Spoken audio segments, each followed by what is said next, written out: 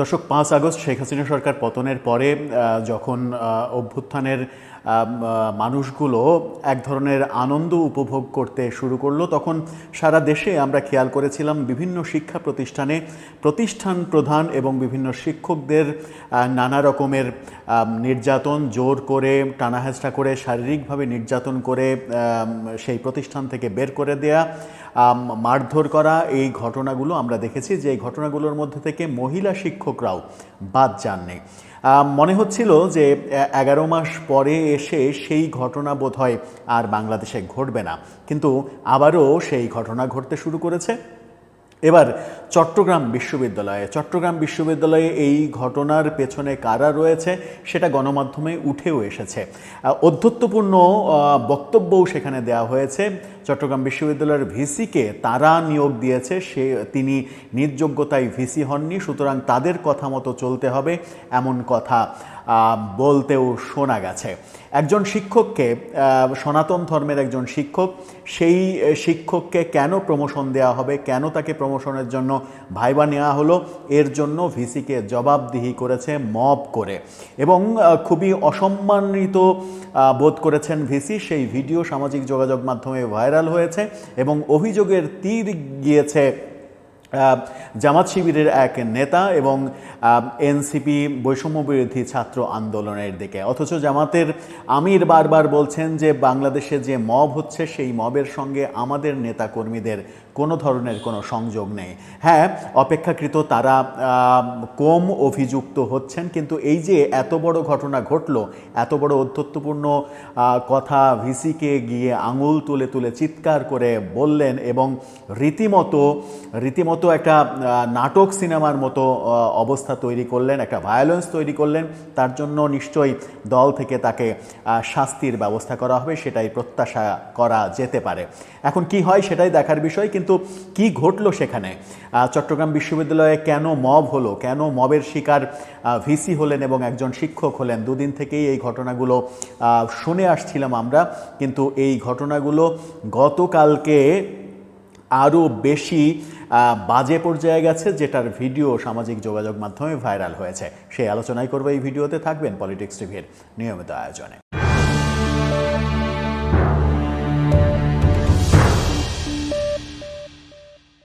দর্শক, পলিটিক্স টিভির নিয়মিত ভিডিওগুলো স্পন্সর করছে প্রজাপতি.টিভি, নতুন ওটিটি প্ল্যাটফর্ম। আপনারা চাইলে ইউটিউবে, ফেসবুকে, ইনস্টাগ্রামে, টিকটকে দেখে নিতে পারেন। ডেসক্রিপশন বক্সে লিঙ্ক দেওয়া থাকবে, সেখান থেকেও আপনারা দেখে নিতে পারেন প্রজাপতির কার্যক্রম। চলে যাচ্ছি মূল ভিডিওতে। বলছিলাম চট্টগ্রাম বিশ্ববিদ্যালয়ে আবার মবের ঘটনা ঘটেছে। সেখানে শিরোনামটা, গণমাধ্যমের শিরোনাম এবং ফটোকার্ড দুটোই আপনারা দেখে নিতে পারেন। সেখানে বলা হচ্ছে যে আপনাকে আমরা বসিয়েছি, আপনি আমাদের কথা শুনতে বাধ্য, উপাচার্যকে বললেন শিক্ষার্থীরা। এই শিক্ষার্থীরা কারা? যারা উপাচার্যকে নিয়োগ দিয়েছেন। শিক্ষার্থীদেরকে উপাচার্য নিয়োগ দেওয়ার কথা? তাহলে কিভাবে চলছে দেশের কার্যক্রম? গণমাধ্যম যেটা বলছে সেটা হচ্ছে যে চট্টগ্রাম বিশ্ববিদ্যালয়ের উপাচার্য অধ্যাপক মোহাম্মদ ইয়াহিয়া আক্তারের সঙ্গে শিক্ষার্থীদের বাকবিতণ্ডার একটি ভিডিও সামাজিক যোগাযোগ মাধ্যমে ভাইরাল হয়েছে। ভিডিওতে দেখা যায় উপাচার্যের কক্ষে তার আসন ঘিরে দাঁড়িয়ে আছেন বেশ কয়েকজন শিক্ষার্থী। চলছিল বাকবিতণ্ডা। এই সময় একজন বলেন, আপনি নিজ যোগ্যতায় বসেননি, আপনাকে আমরা বসিয়েছি, আপনি আমাদের কথা শুনতে বাধ্য। অর্থাৎ বিশ্ববিদ্যালয়ের ভিসিকে তারা নিয়োগ দিয়েছেন। এই ঘটনাটির 4 মিনিটের একটি ভিডিও সামাজিক যোগাযোগ মাধ্যমে ছড়িয়ে পড়লে ব্যাপক আলোচনা সমালোচনার জন্ম নেয়। জানা যায় মূল যে ঘটনা সেটা হচ্ছে যে চট্টগ্রাম বিশ্ববিদ্যালয়ের সংস্কৃত বিভাগের শিক্ষক কুশল বরণ চক্রবর্তীর পদোন্নতি সংক্রান্ত সাক্ষাৎকারকে কেন্দ্র করে এই উত্তেজনার সূত্রপাত ঘটে। অর্থাৎ কুশলচন্দ্র বরণ চক্রবর্তীকে কেন পদোন্নতি দেওয়া হবে? সে আওয়ামী দোসর, মানে ফ্যাসিস্টের দোসর। যেহেতু তার মানে ধর্মীয় একটা ট্যাগ রয়েছে, সনাতন ধর্মের মানুষ খুব সহজেই তাকে আওয়ামী দোসর হিসেবে আখ্যা দেওয়া সহজ। আবার যারা দিচ্ছে তাদেরও সাম্প্রদায়িক রাজনীতির সঙ্গে সম্পর্ক রয়েছে। সুতরাং ব্যাপারটা 2 2 4 মিলে যায়। কিন্তু সেখানে কি হলো? ভাইরাল হওয়া ভিডিওতে দেখা যায় ইসলামী ছাত্র শিবির এবং ছাত্র অধিকার পরিষদের সাবেক দুই নেতা সাখাওয়াত হোসেন এবং তাহসান হাবিব সরাসরি উপাচার্যকে উদ্দেশ্য করে বক্তব্য দিয়েছেন। তাহসান হাবিব বলেছেন, স্যার আপনাকে আমরা বসিয়েছি, আপনি এখানে নিজ যোগ্যতায় আসেননি। এ সময় উপাচার্য প্রতিবাদ করে বলেন না। এরপর ছাত্র নেতারা উচ্চ স্বরে চিৎকার করতে শুরু করে। সাখাওয়াত হোসেন বলেন, এখানে আপনি নিজ যোগ্যতায় বসেননি। বাকবিতণ্ডার এক পর্যায়ে তাহসান হাবিব উপাচার্যকে প্রশ্ন ছুড়ে দেন, আপনি কেন ফ্যাসিবাদের দোসরদের প্রমোশন দিচ্ছেন? আমাদের রক্তের সঙ্গে, আমাদের বিপ্লবের সঙ্গে বেইমানি করে, অর্থাৎ আমাদের বিপ্লবের সঙ্গে বেইমানি করে আপনি ফ্যাসিবাদের দোসরকে কেন পদোন্নতি দিচ্ছেন?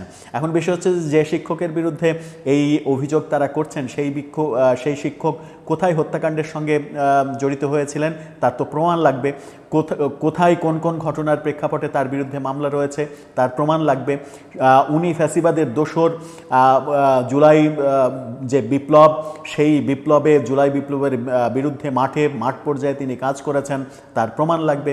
প্রমাণগুলো ছাড়া একজনকে ট্যাগ দিয়ে, যে ট্যাগের ঘটনাটা প্রতিদিনই কোথাও না কোথাও ঘটছে। আমরা গতকালকে দেখেছি চট্টগ্রামে আওয়ামী লীগের এক নেতার বিয়ে চট্টগ্রাম ক্লাবে, সেখানে মব আক্রমণ করেছে এবং সেই মব আক্রমণ করে সেখানে ক্লাবের গেট দখল করেছে।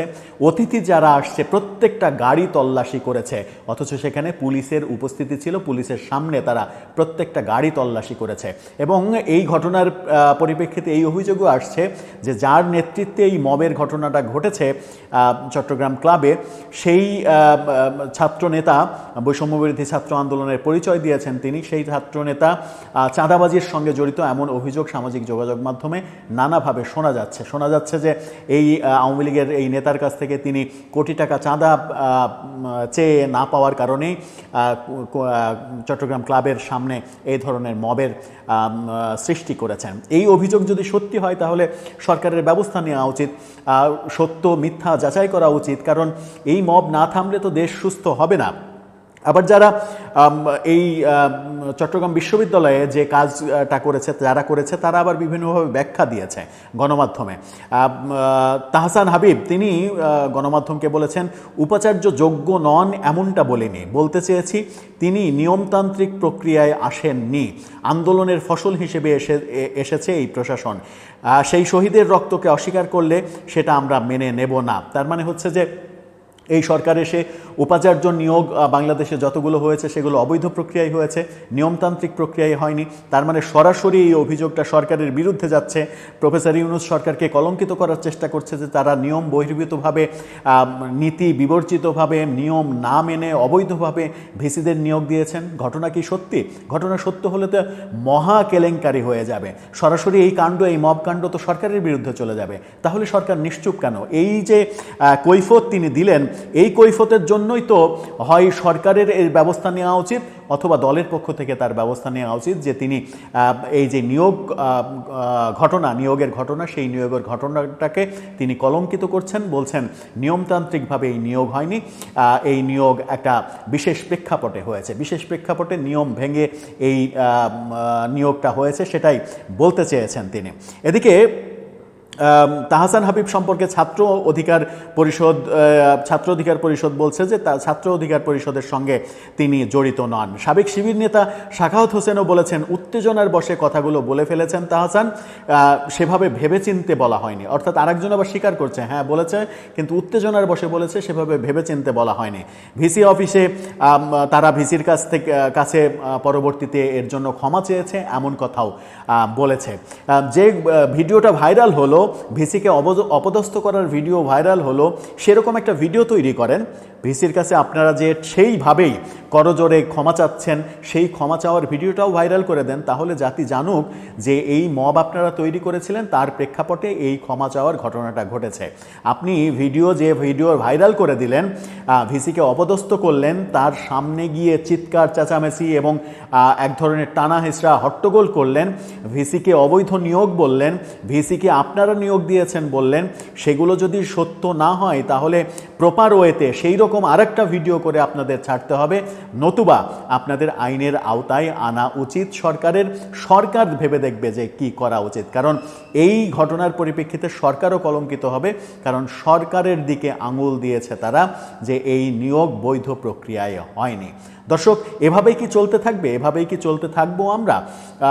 প্রতিনিয়ত যখন এই ঘটনা ঘটছে, থামানোই যাচ্ছে না, তখন সরকারের বিভিন্ন পর্যায়ের লোকজন বলছে যে মবকে মব বলা যাবে না, ছাত্র জনতার অধিকারকে কোনোভাবেই মব বলা যাবে না, যারা মব বলবে তাদের মুখ বন্ধ করে দেয়া হবে, এই ধরনের হুমকি ধামকি কিন্তু দেয়া হচ্ছে।